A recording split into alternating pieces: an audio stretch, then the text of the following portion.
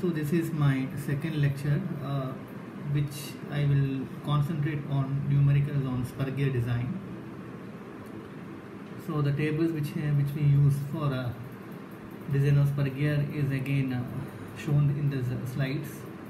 So this is for a module and for allowable static stress, and this for the service factor. As I told you, we used to select 1.5 based on medium shock. And this is an important table for selecting the load stress factor, and this is most of them were having doubt in regarding how to select the error F and calculate the value of C. So this is a table which is used to select the value of C, and how to select error F, that is actually from this table, either from this figure or from this figure corresponding to pitch line velocity. You can choose the error F for a particular material, particular pitch line velocity. So this is the first numerical which I have shared in the PPT, or in the notes. So the question goes like this: design a pair of spur gears to transmit 20 kilowatt from a shaft rotating at 1000 rpm, and which is to rotate another shaft at 310 rpm. Assume number of teeth on pinion as 31, 20 degree FD involute. Material C45 is steel untreated for pinion, and for gear it is steel untreated cast steel. So the given data, we can see 20 kilowatt is nothing but the power, and the speed of pinion is going to be N1. So N1 equal to 1000 rpm, and N2 is equal to 310 rpm. And Z1 is given as 31, and the tooth profile is 20 degree full depth. Material for pinion is C45 steel untreated. Material for gear is 0.2 carbon untreated. So before going for step 1, we need to find out the Levy's form factor Y. So before that, we have the gear ratio is given by I equal to N1 by N2. So here the speeds of both pinion and gears are given in the question. So I is equal to 3.2258, and we know number of teeth on gear is equal to I into Z1. So we can calculate the number of teeth on gear. Now why we need Levy's form factor? Because we need to find out the weaker member. So Y is equal to, for 20 degree involute teeth, Y is given by the equation 0.154 minus 0.9125Z. So Y1, by substituting Z equal to Z1, then Y equal to Y1 for pinion, we will get 0.12458, and Y2 will get for gear. Now we need the allowable static stress. So go to table 23.18. So this is the 23.19. So the pinion material is given as C45 steel untreated. So C45 steel untreated, here it can be, this is carbon steel, it is C45, and here by 45 means you can go for SAE 1045 heat. So for this, the sigma value is actually around 220 megapascal. So I chosen 207 megapascal. 1 second.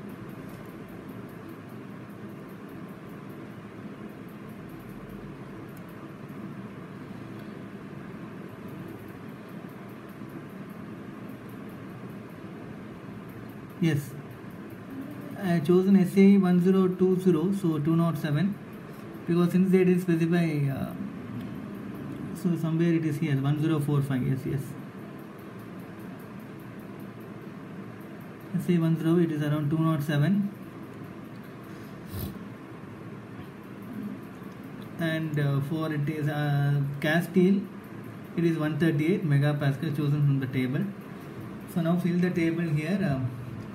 Pinion, sigma value, Y value, and the product of sigma and Y. So when you compare both these products, the sigma naught 2 into Y2 is lesser. So obviously gear is going to be the weaker member, and design should be based on gear. So step 1 is over. Step 2 is design. We have two things. One is tangential tooth load based on power, and tangential tooth load based on the Levy's equation. So first is tangential tooth load based on power. So this is the equation 23.87 I listed over here. As I told you, 1000 I have multiplied here to give R in mm. So power is 20 kilowatt, and N, since design is based on gear, N will be equal to N2 here, which is 310 RPM. Radius is diameter by 2. Diameter is nothing but module into number of teeth is diameter. So here we have taken Z2 because design is based on gear. So we'll get 50 into M module. Service factor, as I told you, assume medium shock. So CS is equal to 1.5. Substituting all these values here, we will get the equation A is like this. Now tangential tooth load using Levy's equation.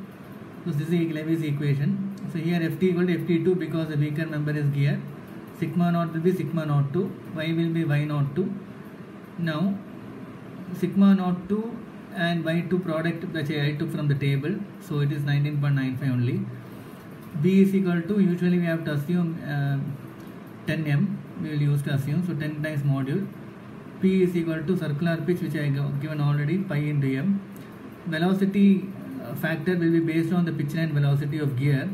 So we will calculate pitch line velocity Vm using this formula. We will get 1.623 into m. So we don't know the module, so now let us assume trial 1. Choose module is equal to 4. So Vm is substitute m equal to 4. Vm will be 6.5. So it is less than 7.5. Now go back to the velocity factor for up to 7.5. The velocity factor is given by the formula 3 by 3 plus 6.5. So you will get something 3.316. Substitute in Ft value. We will get equation like this. Compare A and B. A and B in the sense this equation A and this equation B. Find out the module. So equate it. So we'll get m cube into kV greater than or equal to this value. Or since after substituting the value, the equation is not coming correct. So it is not suitable. So we'll go for trial 2.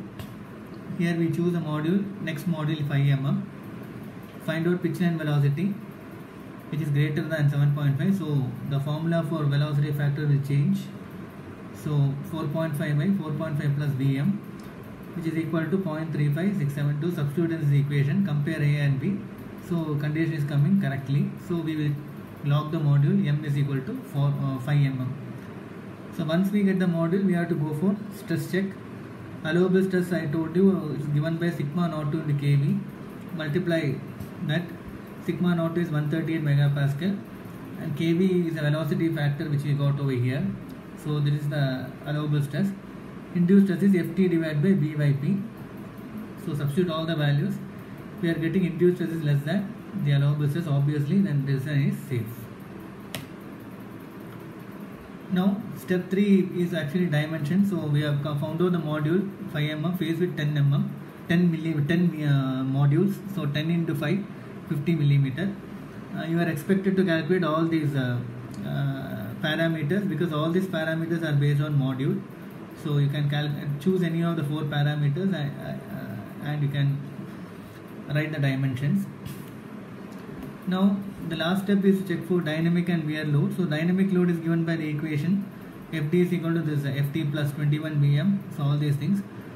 So we know that Ft is equal to we already got from equation A. Ft equal to this by M. So M equal to 5.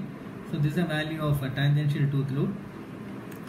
Now we know that the velocity Vm is equal to 8.115. So go to this figure corresponding to 8.115.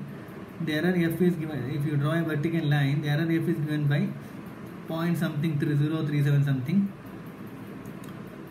or it is near to 0.05. So I have chosen f is equal to 0.045.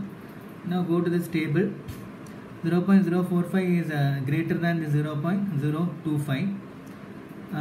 So obviously for f is equal to 0.02, minimum value 0.025, and the material is for gear it is actually cast steel. So steel combination, cast steel, and both are cast steel combination, 20 degree full depth teeth, 290 is value corresponding to f is equal to 0.025. So this one method, interpolation. Alternate method is here. So for f is equal to 0.025, c value is 290. So for 0.045 which you have got, what is x value? So you can calculate like this, we will get directly the value of c as 522. So this is an alternate method which I have not specified. So once we calculate c, substitute and find out the dynamic load. So dynamic load which I am getting over here is 18,499.51 Newton. Next is wear load, is given by this equation 23.160. So D1, this is not based on pinion or gear, always it is going to be D1 only. So here Q is given by the ratio factor, find out using this formula. For safer design, FW should be greater than or equal to FD. So substitute this D1 BQ, so D1 equal to MZ1, so 5 into 31. B is given by 50 phase width. Q is equal to 1.56, that ratio factor. K we don't know, K let's keep it like that. Except K, all the other things you bring to the right hand side. So divide this by all this thing. If K greater than or equal to 1.5634, go to this table. Here you have the K value for 20 degree involute system. So greater than 1.56 is, next value is 1.6069. So corresponding to 1.6069, what is the Brinell hardness number? That is the answer. Hope you understood this. Thank you.